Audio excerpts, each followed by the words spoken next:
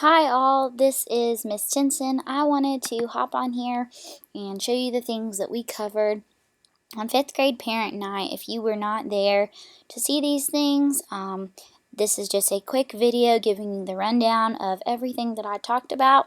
I hope to make this video pretty short and sweet, explaining all the things. If you have any questions, please pause the video and write down your questions. You can dojo those to me, email them to me, or ask me in person or over the phone. I will be glad to answer them for you. If you think they are child specific to you, then please let me know. First thing I wanted to go over was homework folder and planners. By now, you have seen those homework folders. Those are those bright yellow homework folders with the llama on the front. Those will go home every night, and they will also have completed work in them at the end of the week. We have our reading logs that you should be checking and signing every night to see that your child is reading 30 minutes each night. Their agendas, please check them maybe each week or so. They will have the important events written in them for your student to remember. However, I will post those exact same things on Dojo. You do not have to sign those planners. They are not imperative to be signed. I just sort of do them as an accountability thing for the students. And then, like I said, those yellow llama folders, they'll have completed work in them. Typically on Fridays is when I'll send that home. Please review that work with your student and keep it at home unless it's something that I need your signature on. And typically I will write, please send back on it. We are going back to standards-based grading. This is a whole Wilkes County Schools initiative. All of elementary schools is going to be on standards-based grading. Now, this is something that you guys are familiar with because your students experience this from kindergarten up to 3rd grade. Then in 4th grade, they went back to the traditional grading style, and we are now going back to standards-based grading. So remember, this is graded against the end of year standard. So if your student receives a 2 on something, that does not mean that they are not understanding it. That means that I am judging what they understand towards what the end of year expectation for 5th grade is. So just a recap of what those look like is a 0 is no progress at all towards the standard. That is probably going to be seldom because we know that all students can learn and surely they are working towards the goal. A 1 is they're making little progress towards that standard. This would be when the student is struggling with something, and you're more than likely going to have heard from me on whatever standard it is that we're assessing if they receive a 1. A 2 is progressing toward the standard. Most students are going to fall in this category as a 2. They are progressing towards the end of year expectation for 5th grade. Typically, your student is not going to have a full 100% understanding of whatever it is that we're teaching at the time. So if they are a 2, that is totally okay. A 3 is they have completed the end of year expectation for that standard. Typically, this would mean that your student is nailing it every time. I have assessed them multiple times on this standard, and they have knocked it out of the park every time. So that's where a 3 would come from. Remember, end of year standard. And 4 is also pretty seldom. That means your student is consistently performing above what 5th grade standards are. Another thing that we need to discuss is there are no longer reading counts for the whole school. This was a school-wide decision, and specifically it was based on our budget. It was cut. But that does not mean that your student should not be reading anymore and that I won't be testing them or quizzing them on what it is that they're reading. I put this little infographic in here about why can't I skip my 20 minutes of reading each night, and it sort of goes through why students are supposed to read and how it helps them as a student. So it says that student A reads 20 minutes each night, and that puts them in the 90th percentile. And then student B, 5 minutes each night, the 50th percentile, and student C, only 1 minute each night, and that's 10th percentile. So you can see the big difference that the words that the students are exposed to helps their vocabulary, helps their lexile grow, it helps them grow as readers. So please still complete that reading log that will come home every night. That will be their homework every single night. And I will do reading conferences to keep those students accountable. So that's where I will pull the student aside and say, hey, what are you reading? Tell me about it. What are the characters doing in this? And I have a whole slew of questions from the 5th grade reading EOG that I can prompt with them with, and I will be glad to share that with you if you ask for that. That is an excellent tool to keep your students accountable and discuss with them maybe before bedtime or at bath time or dinner time. A great thing to just sort of get their brain going, and it uses those higher level thinking questions other than what's going on in your book. It makes them dig deeper and actually show their understanding. Field trips are a big question in 5th grade. What field trips are we going on? Well, we are going on our Soil and Water trip on Tuesday the 17th, and that is coming up very quickly. That is an all-day trip, and we do not need any chaperones for that trip. I appreciate you guys reaching out and asking if you can help, but it is a whole 5th grade in the entire county, so we don't really need any extra people, but I appreciate it. Mind you, this is a trip where we will be outside most of the day. They will need to wear tennis shoes, clothes that is okay for them to get dirty. It is not going to be a big deal for them to mess up their tennis shoes. Don't send them in the fancy shoes. That will be a really fun thing. And then after that, they will complete their Soil and Water poster. So it is actually a competition that all 5th grade students in the county will compete in, and it's a very cool opportunity. We have a John A. Walker Center trip on October 21st. That's $7. Again, no chaperones needed because that is a required trip for all 5th grade. We will be going to the Catawba Science Center on November 22nd. Mark this one down. We do need chaperones for this trip, and it will be about $25. This is the Friday before we leave, before Thanksgiving break. This is a really fun trip, and we will be splitting up in groups, and we will be learning about weather and pressure systems and forces in motion. This is a really cool experience. It is in Hickory. When I say I need chaperones, there are 2 levels of chaperones that I sort of discussed. If you have filled out the paperwork with Miss Elaine in the office and you are an approved chaperone, that means that you are able to come into the classroom and you're able to do birthday celebrations or help with the dojo cart, etc., etc. However, there is a second layer or second level, I guess, of chaperone that needs to be completed to be able to take a group of students by yourself. So walk with me through this. I'm going to show you how to get there. When you go on the internet, you can go to the Wilkes County School website, and it's going to take me to Google, so I'm going to type in Wilkes County Schools. When I get to the Wilkes County School website, I am going to click Parents. And under the Parents tab, there is a Volunteer tab. So if you scroll all the way down and click Volunteers, and Volunteer Tracker is where you're going to go. So you're going to click Volunteer Tracker, and it takes you to this website about where you complete your application to be a volunteer in the classroom. Not only just in the classroom, but to be able to take students. So that's like level 1 is just being able to help in the classroom. Level 2 is being able to take students by yourself on trips in groupings. If you are not sure what level you are, please call Miss Elaine in the office. She is your go-to for this. If you are not familiar with this website, then you probably need to go and check this out, because that probably means that we don't have your information. But check with Miss Elaine. Again, she is your go-to for this. Okay, let's go back to this. Again, on March 18th, we have another Walker Center trip. That JAWC just means Walker Center, and it is also $7, no chaperones needed. We will have a field trip to the middle school in early April, and it's about $5. It's just a drop-in. We will meet their teachers. They will kind of walk around the school and figure out their way around so they're not lost on the first day of school. It is not anything crazy, but it's just a trip that we have to go on.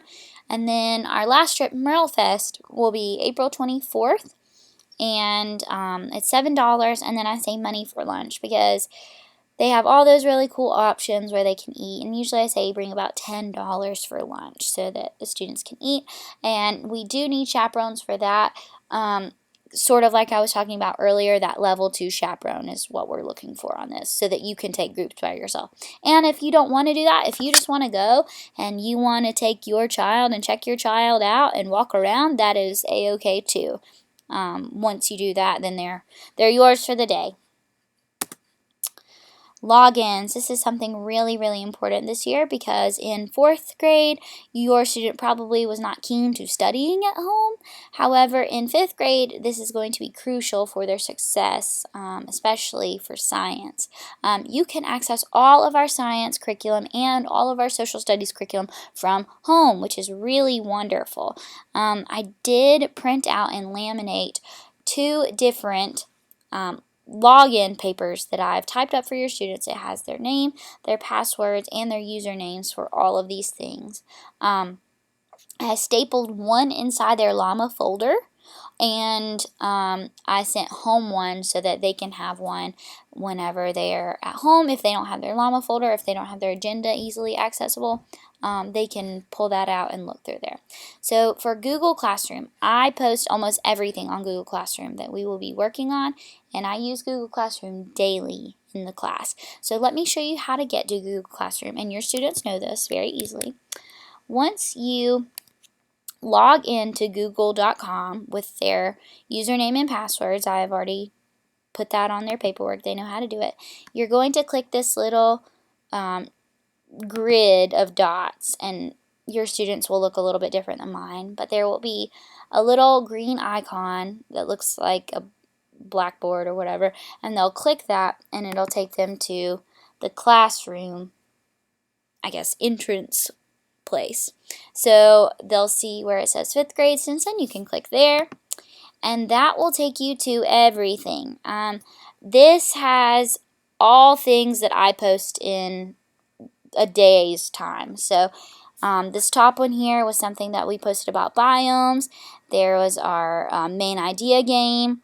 This is where they had an assignment with partners on their ecosystems presentations. This is where they found their fill-in-the-blank notes, Quizlet, more Quizlet, games, coordinates, freshwaters, theme. All kinds of things will be posted on here. You can check this daily. If you want your student to be studying at home, tell them to get on Google Classroom. I've even had students in the past say, I'm going to read my notes from this week and do my homework on that. That is totally fine. I'm okay with that. I'm hoping that I can figure out how to separate it out by subject, math, reading, and science. However, I've not gotten there yet. So just give me a little time and I'll be working on that as well. USA Studies Weekly, follow with me on this. You can literally go to google.com and type in USA Studies Weekly 5th grade. It should come up pretty soon once you're typing. It's going to take you to the top app where it says sign in, and your student can log in. They have all their login information on that card that I have typed up. Mine automatically is saved, and it will go to North Carolina 5th grade. From here, they can read every single magazine that we study, and this is our whole 5th grade curriculum. I give them a quiz preview with their magazine, and they highlight the answers from their magazine, so this could not get easier. If you want to do this for homework, absolutely. Go ahead and do it. You can access this on your iPad too. This should be a very easy way to get there. Discovery Ed. This is a little bit more difficult to follow, so please watch carefully as I get them to Discovery Ed, and your student knows how to do this. I'm going to click my link back to the Wilkes County Schools website, and I'm going to go to Student Links. And the very first thing that pops up is going to be NC Ed Cloud Rapid Identity. So they're going to go to Rapid Identity, and it's going to pop this up. So they're going to type in their username, which is going to be their lunch number. So I'm going to type mine in, which is not my lunch number. And your student's password is going to be Stinson 2019. Of course, my password is not Stinson 2019. So it will look a little bit different. Once they get here, there will be far less icons for your student than there are for mine. However, they will have Discovery Education with it, which is the D with the world. This is our entire science curriculum. This is everything that we do. We do not have science textbooks, so we have the tech book, which is a digital textbook where all of our information comes from.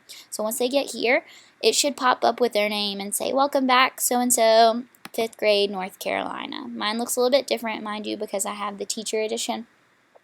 However, this is exactly what it's going to look like on your student side, this page here. So every unit that we use will be here. This has games, this has videos, this has activities, it has reading, it has all sorts of things.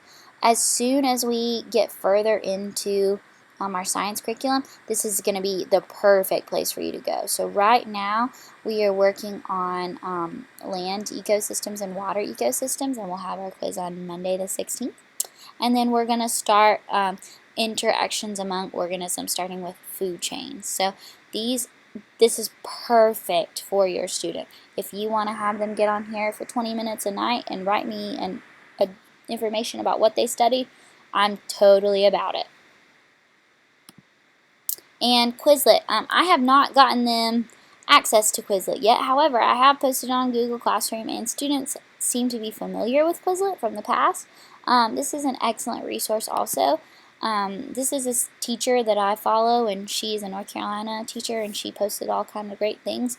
And I will be adding your student to this Stinson 2019-2020 thing soon. However, we just haven't gotten to it yet. Lots of great information on here. This is like flashcards where they can go in, play flashcards, play games, practice spelling of things, practice with definitions. It is a great tool. Okay, let's move along past logins. Something about the science EOG we should know.